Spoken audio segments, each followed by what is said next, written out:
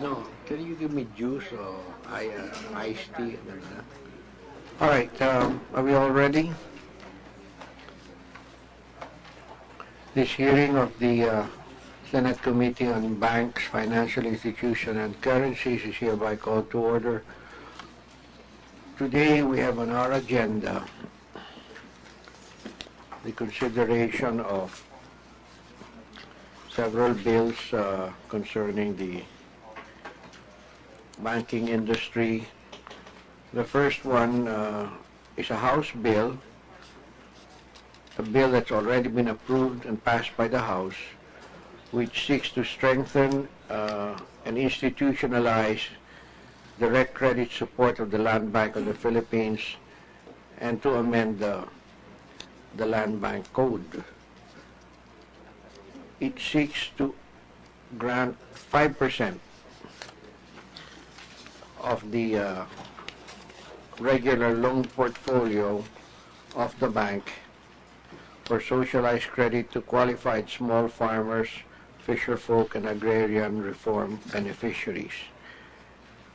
Is there anybody here that's representing the Land Bank?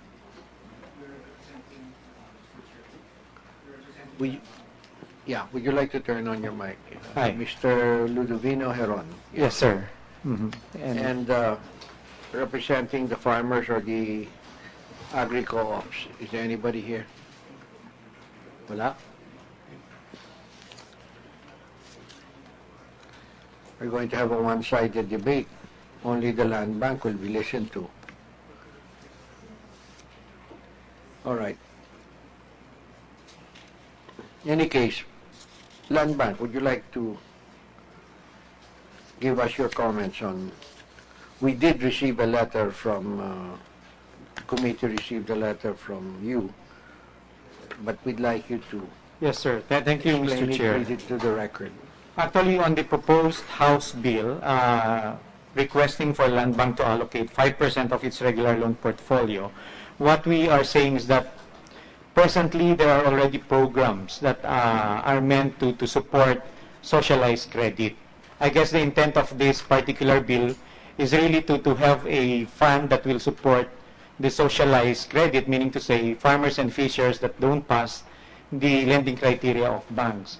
But we'd like to note, Mr. Chair, that presently we have, in partnership with the Department of Agriculture, existing programs that are really meant for us to be able to provide assistance to the very this very sector which don't pass the criteria of the bank.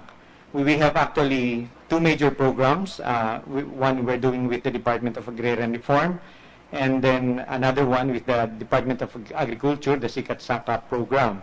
Presently, these programs have actual outstanding balances of more than 1 billion, and 1 billion. 1 billion outstanding balances for this program. Balance with the Land Bank. With the Land Bank for this program. What are the total assets of the Land Bank? Total assets of the Land Bank is presently more than 1 trillion. However, we'd like to note that this program may be not that big yet because we are just starting. Really, a special program. Don't explain. Just answer my question. What are the total assets of the Land Bank? Total asset of Land Bank is over 1 trillion, Mr. Chair. Over 1 trillion. What is the total lending portfolio of the Land Bank? The lending portfolio of the Land Bank is about 380 billion. That's a big gap, huh? You're only lending 380 billion out of total assets of 1 trillion. Why is that? Other banks usually they reach 60-70% of their total assets. Actually, sir, some of our assets are in investments because the deposits, 50% of our government deposits are actually cannot be lent because of the liquidity reserves. So really, we cannot optimize lending because of the provisions for liquidity reserves. Okay. So do you object to this bill? Sorry, sir? Do you object to the passage of this bill? Actually, we do support the bill, sir. But what we are saying is that there are already programs in place to support the very sector, the very intent of this bill. Boy, you talk like a politician. Let me see if I get this clear. We support this bill, but there are already programs in place. Yes, sir. So you don't support it. We support, sir, yung allocation, but I guess that there are provisions in the bill that impacts, which is beyond land bank, like the provision that said portfolio will no longer be subject to the examination of the Bangko Sentral ng Pilipinas. That is something that is beyond land bank, Mr. Yeah, Chair. that's beyond. But for the key provision of making an allocation for a socialized credit, the bank supports that. All right. Now, we have the agri-agro law. Now, that's 25%, 15 and 10. Yes, sir. Will this be on top of, or will this be in compliance with the 25% mandated? As provided, sir, in the proposed bill, this will be part of the compliance. So it will be considered compliance. Yes, as provided. That being the case, why limit it to 5%? Maybe the bank would prefer to do this rather than going to agri-agra. Maybe we say a minimum of 5%, all of which shall be qualified for the 25% required lending on agri-agra. In other words, it's up to the management and the board of Land Bank. Baka gusto nila umabot ng 10% of their regular loan portfolio. Not up to 5%, but a minimum of 5%. What do you say to that? Kasi kayo naman, bumibili lang naman kayo ng SDAs eh. Sir, our actual exposure on agra is about 80 billion. Our exposure on agra. agra. Percent, because the law talks about percent. So how many percent? So it's full compliance, so yung sa requirement of the law on both agri and agra. You're in full compliance. Yes, sir.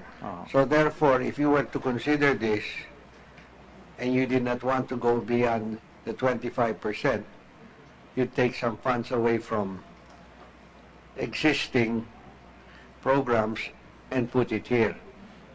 If you're already in full compliance, saan pa kayo kukuha ng 5%? That's what I'm trying to ask.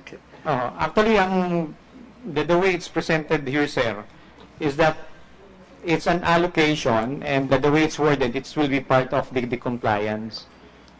So that's not my question. You're fully complied. Let's say you have a total loan portfolio of 400 billion.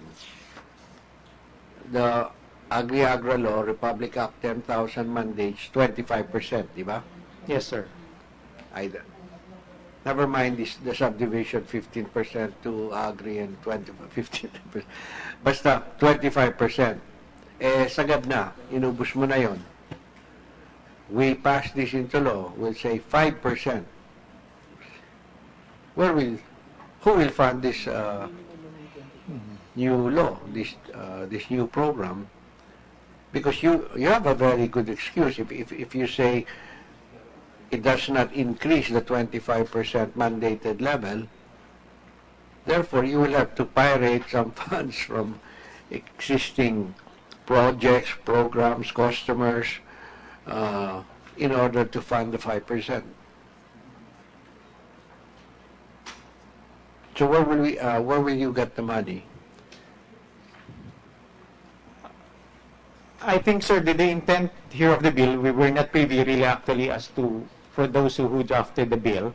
But really, the way we understood this is that the amount will be allocated for as a socialized credit. And never mind the purpose of the fund. I'm talking about the limitations within your bank. You've complied with the 25%. We'll pass this law for 5%. Either the 5% is part of the 25% or it is in addition to. on top of the 25%, which makes it 30. You said it's part of the 25%, but you're already fully funded on this.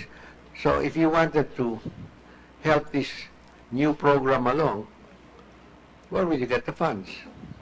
Are you going to float new bonds? Are you going to... Where will you get it? Actually, we can actually expand to. You will portfolio, expand the, we'll expand the yeah, portfolio. we will expand. So, for you, you don't want to say, limitado ho kami sa 25%. The bank is willing to go beyond that. Yes, actually. Okay. Because the private banks are not. I mean, you know, they're always finding ways to get around the agri-agra lending requirements. And I also understand why. Okay. Is there anybody here who would like to comment on this? No one else?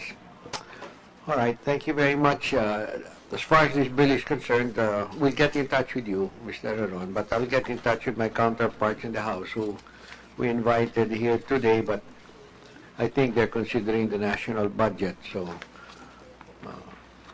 maybe my scheduling did not take that into consideration. But thank you for coming, Mr. Aron. Now let's go on to, are you going to stay for the credit card? There are several bills here now regulating the credit card industry. We have 1, 2, 3, 4, 5, 6, 7, 8.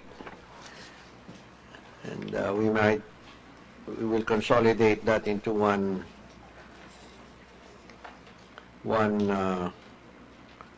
committee report. However, we want the comments of everybody on any of the 8 bills that we have under consideration here this afternoon. So I will recognize first for the record the various resource persons here, and I'll go in no particular order. I'll go left to right. Mr. Jaime Chitorena, President of the Credit Information Corporation. Ms. Suzanne Felix. Anong CDB? Chamber of Thrifts. Chamber of Thrifts, yes. Mr. Arnel Almaden, Associate Director, Bankers Association of the Philippines. Mr. Johnson Melo, Rural Bank Association of the Philippines. Mr. Attorney Emilio Correa. How do I pronounce your name first? Correa, Mr. Chair. Correa. But actually, Mr. Chair, we are here for another bill which emanated from the House, the bill empowering us to investigate foundations. Yes. You want me to take that first? We go by your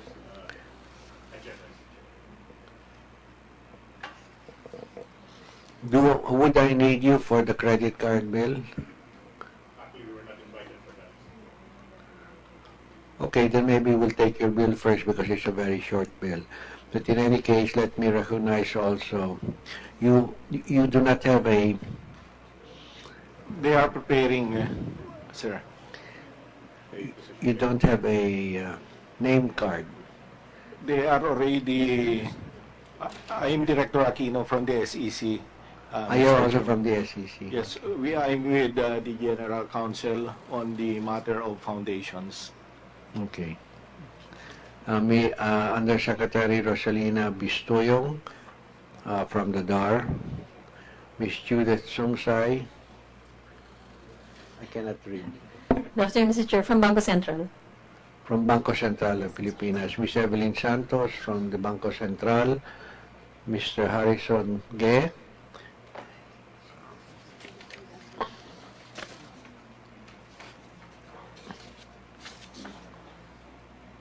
You're with the Credit Card Association of the Philippines. Mr. Jesus Gomez, President of the Credit Card Association. Mr. Alex Ilagan. Mr. Ilagan, are you also with the Credit Card Association? Yes, Your Honor. I'm the Executive Director of the CCAP. Okay. Yes, I have you here. All right, let's move first. We'll suspend consideration of the 8 credit card industry bills, and let's move first to the bill, House Bill number 5779, which does not have a Senate counterpart, which is an act granting the Securities and Exchange Commission the authority to monitor, investigate non-governmental organizations, foundations, and similar institutions. All right, let's hear from the SEC. Good morning, Mr. Chair. I'm here together with our Director for Enforcement and Investor Protection, Director Pepe Aquino. At the time that this bill was tackled at the House, we submitted our position paper, and we hope that we have clarified with the House how this bill is going to be operationalized.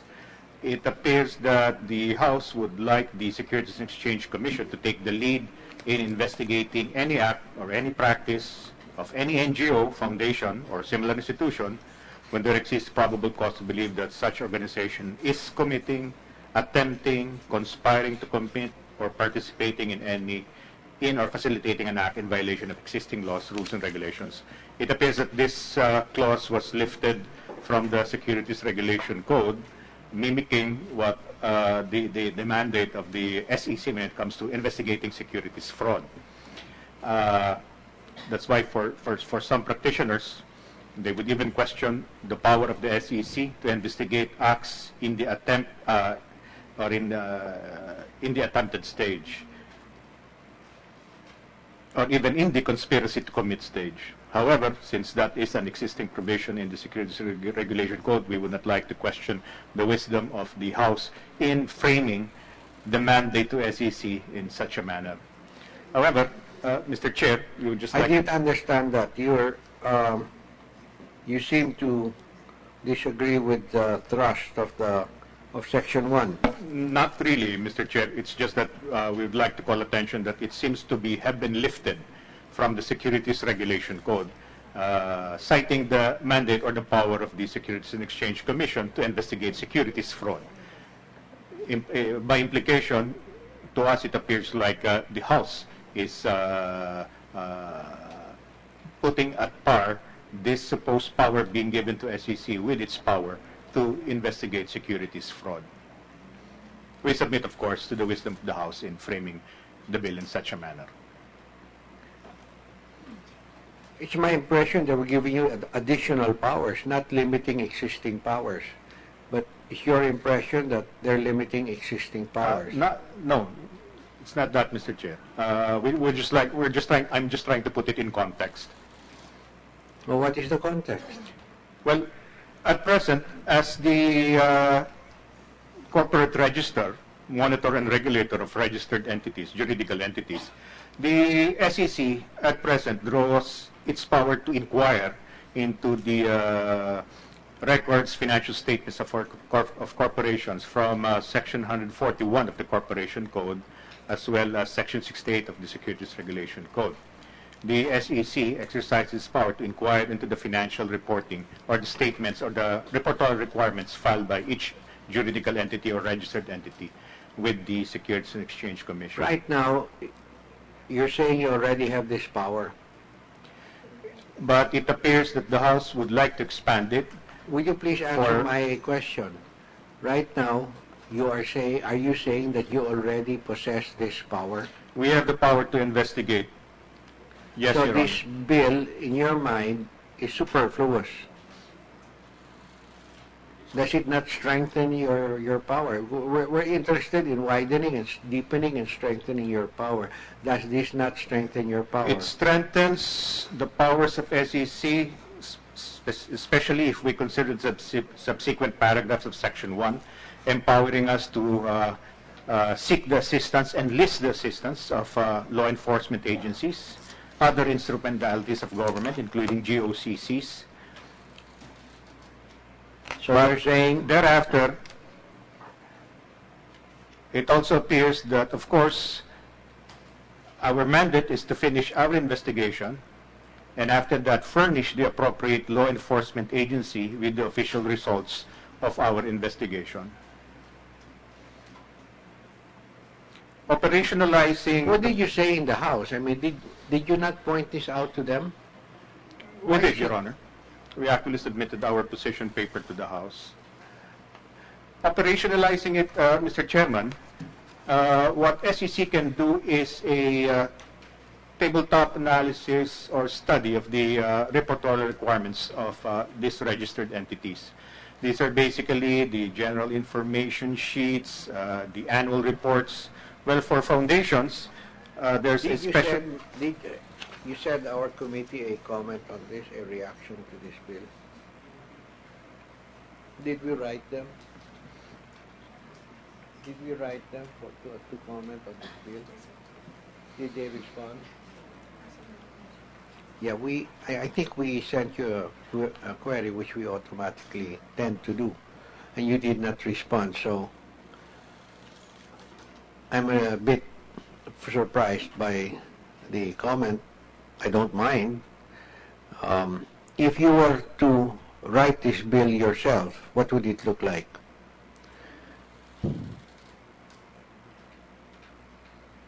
Perhaps it should just, we would like Congress to consider that what SEC can do, or Let me be a little more specific, Attorney Correa. operationalizing this, given the present capacities. Can you then write us your suggested language for the entire bill? It's a very short bill. It's 2 pages. We will do that. So maybe the only thing that you look at is the Section 1 and Section 2. Perhaps we just need to clarify that what the powers or the All right, SEC so name... we'll wait for that. You'll get back to us we will do that, Mr. Chair. and make your suggestions, and we'll certainly consider them. Okay? Yes, Mr. Chair. We'll do Thank that. you very much. Now let's go to our favorite credit card. Would everybody like to come closer? Because the 2 ladies are lonely and they need company, and it's easier for me to find out who's trying to ask a question by raising your hands or turning on your light. So please, everybody move this way. Thank you. I'll wait for that. Thank you.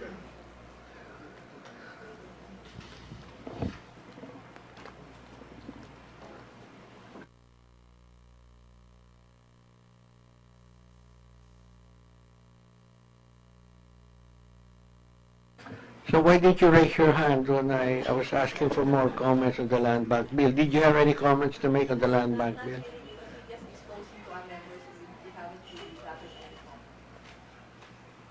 Can you get back to me then on with your comments on the land bank bill, both thrift banks, rural banks, and bankers association? Sige. And you also, Jaime, don't think you can get away with not working, so. I'm part of the credit card. Okay, then you sit here.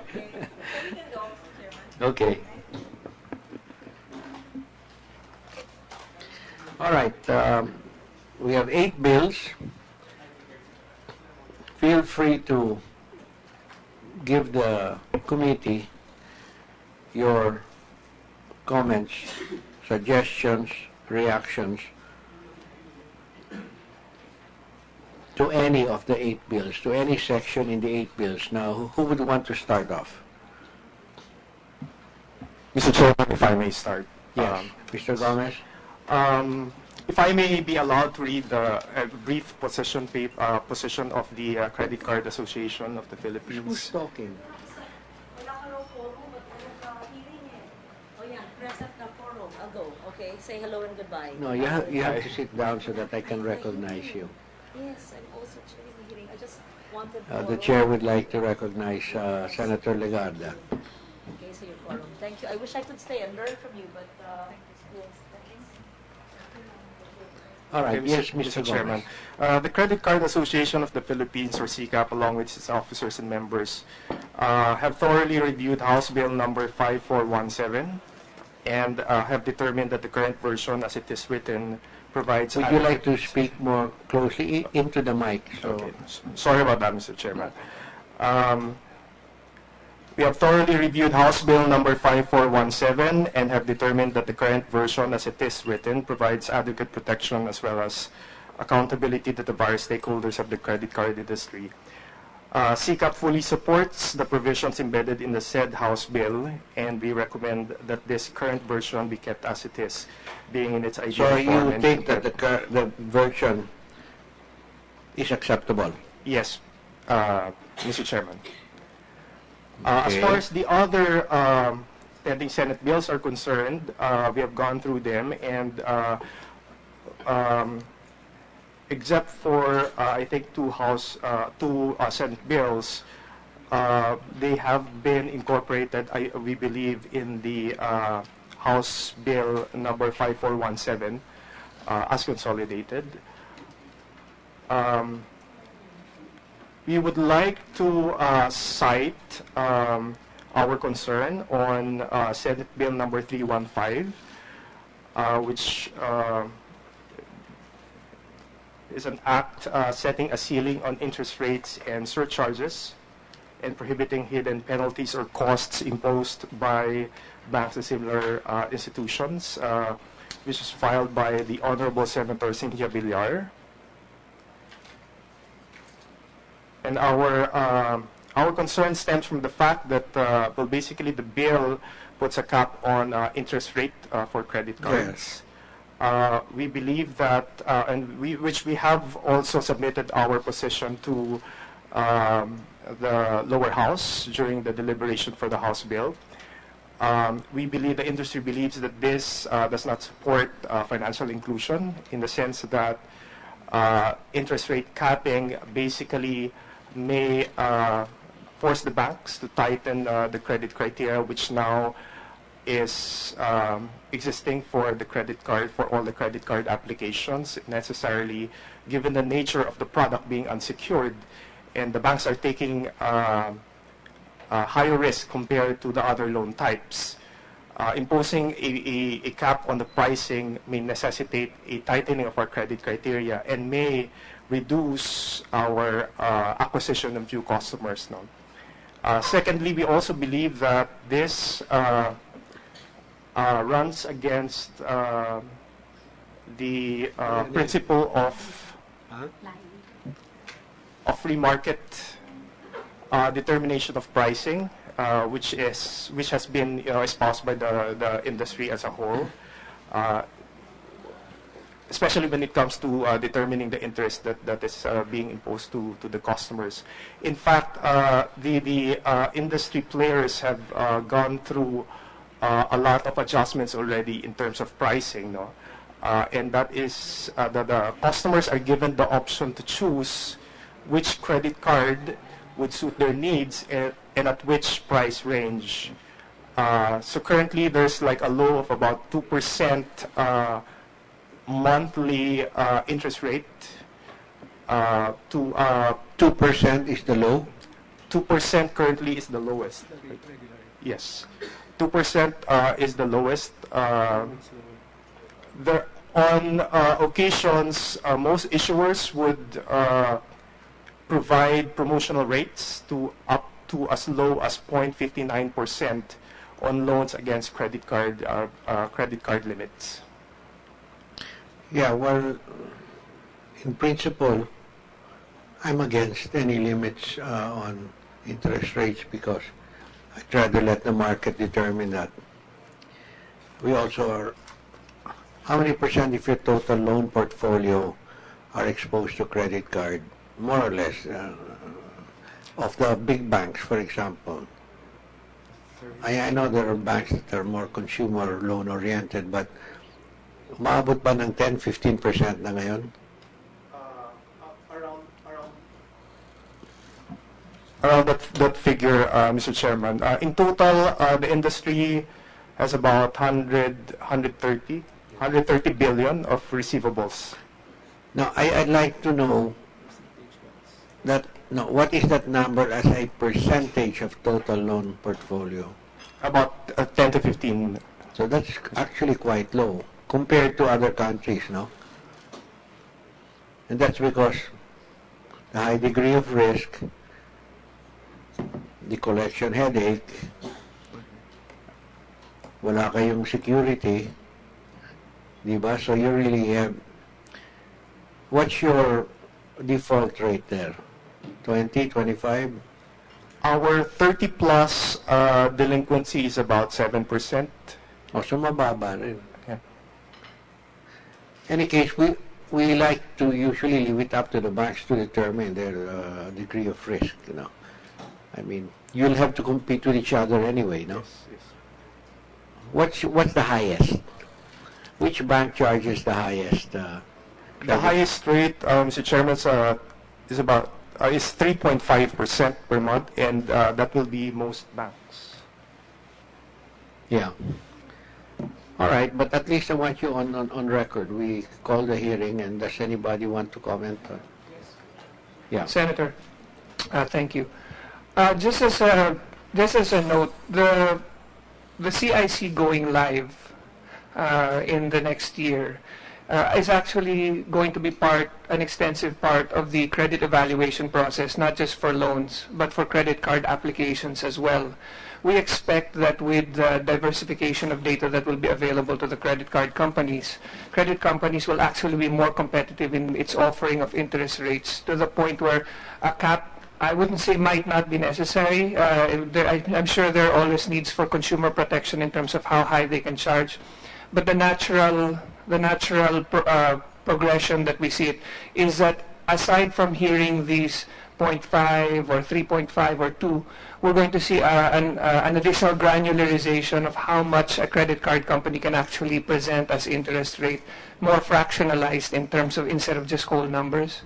So we feel that the CIC, if the CIC data is made mandatory for use, not only does it provide the purpose of easing the credit cards in their KYC process and the risk management process, but using this data-driven method not only expands their market, because then it gives an empirical view on who can be given credit and to what degree, but that degree also presents a granularization of how much interest rate can be offered to credit card holders in the case of default. Well, with better credit reporting, that the banks will be able to lower the rates, but not out of the goodness of their hearts. This is really driven by competition. Yes, sir. Yes, sir. And, all right, now there's this bill of Miriam, several bills, for goodness sake. One is the minimum payment warning.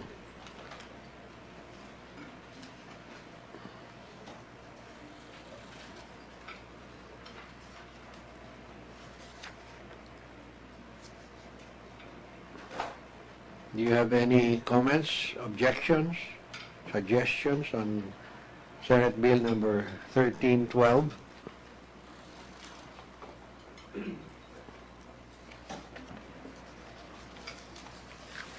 This is more a Department of Trade bill. You know.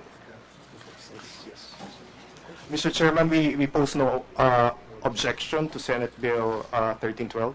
We believe that the provisions are also incorporated in the House bill. It's okay? Yes. Yeah. What about the next bill, 1714? This,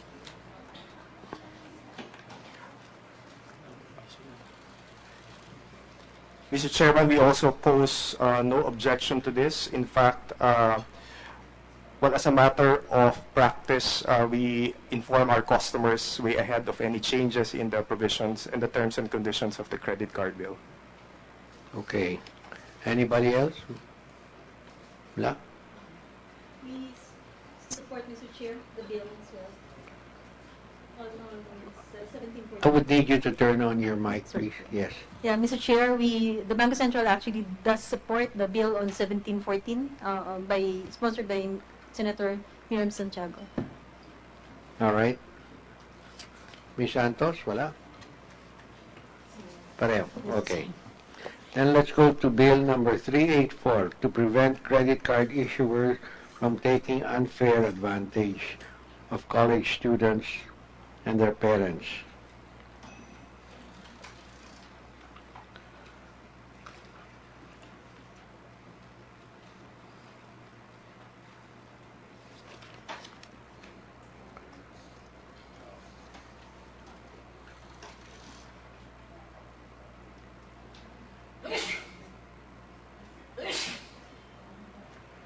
Mr. Chairman, we also support Senate Bill 384. We have no Okay. objection. BSP? We support, Mr. Chair, Senate Bill 384. Well, we just wanted to complement the BSP's regulations on credit underwriting standards. And for further financial awareness campaign, we also wanted to continue to stress that gaining access to credit facilities is premised on certain responsibilities. All right, policies, this is what we citizens, will et cetera. do. Yeah. Whatever we agree here today, we'll consolidate it into one bill. Then we'll have a technical working group so you can refine. We will not pass this as many different bills, no? Now, what about 1818? Abusive credit card, blah, blah.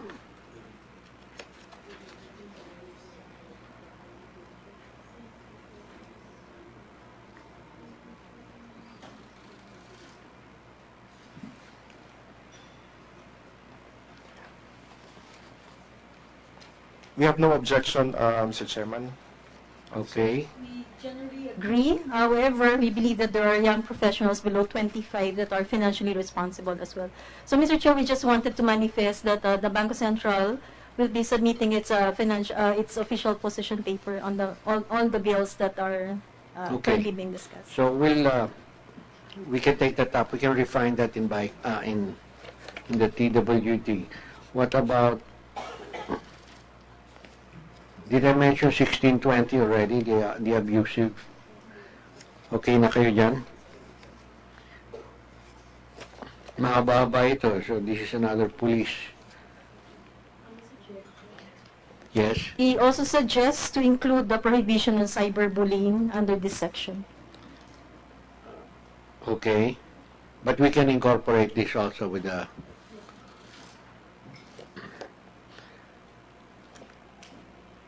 Pardon me, do we have any existing law on credit cards? It's the RA 8484, the device regulation. That's the General Banking Act. Yeah. Should this be a standalone law or should it be presented as an amendment to the General Banking Act? The General Banking Act is like a code already, di ba? Parang National Internal Revenue Code. Should it be a standalone law? Mr. Chair, we support a standalone law. A standalone law. Then we're going to have to make sure it doesn't clash with the General Bank. Di ba?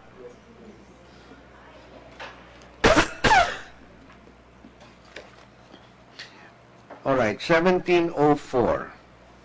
Take a look at that. The short one, unfair collection.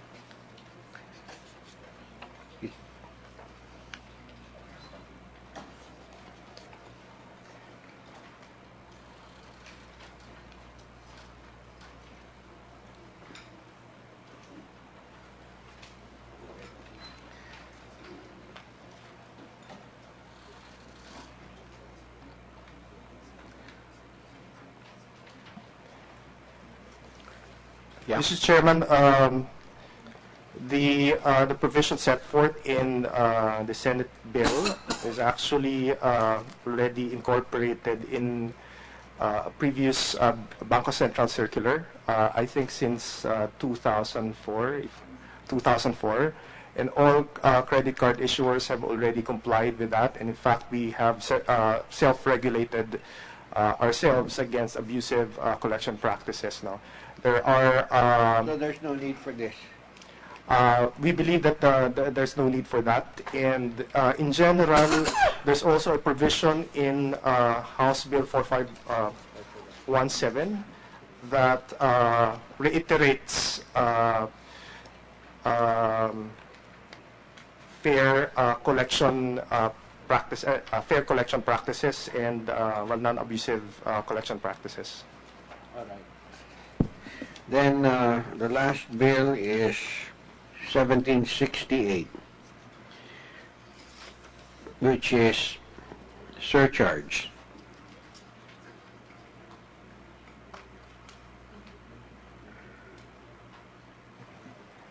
Mr. Chairman, we recommend that this be incorporated into the House bill because this is not contained in the proposed bill. Okay. Yeah. Bangko Sentral. We support the bill to protect consumers against additional surcharges, Mr. Chair.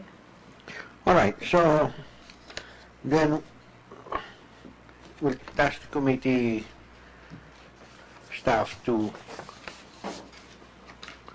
draft a consolidated version of the bills that we considered here today, except that one bill where Mr. Gomez says he's already incorporated in an earlier law. And we'll call for a technical working group so that we can refine it. It will be... all right. Any last comments? Yes, sir, may I? Just on two matters. The CIC, as part of its campaign to encourage people to build a financial footprint so that from an early age, so that they can begin to participate in the financial infrastructure as early and as responsibly as possible, actually is of the notion that the use of credit cards at an early age, if supervised and managed correctly, is a good way of starting their credit history. So when it comes to limiting the age, the entry of an individual into the use of credit cards, we might caution and have that framed properly so that it does not discourage, but rather the proper uses of the credit card be expounded by the issuing bank or credit card issuer. So that's number one. We feel that credit card use is actually a critical part of an early engagement with the financial institution, and we should actually encourage that. And the second part, sir, in the educational campaign for the potential credit card users, that they should be made very aware that any type of non-payment or negative credit that they incur with a credit card issuer will actually be reflected in the national database, which is the CIC, and may impact their other transactions in the future. Just as a matter of the principle of as there is responsible lending, there should also be responsible borrowing, sir. That's very good, yeah. So, no other thing to be covered today. We hereby, I will only suspend because I might have to hold one more hearing when we finalize the results of the technical working group. This hearing of the Committee on Banks is hereby suspended. Thank you all for coming today. Thank you, Senator.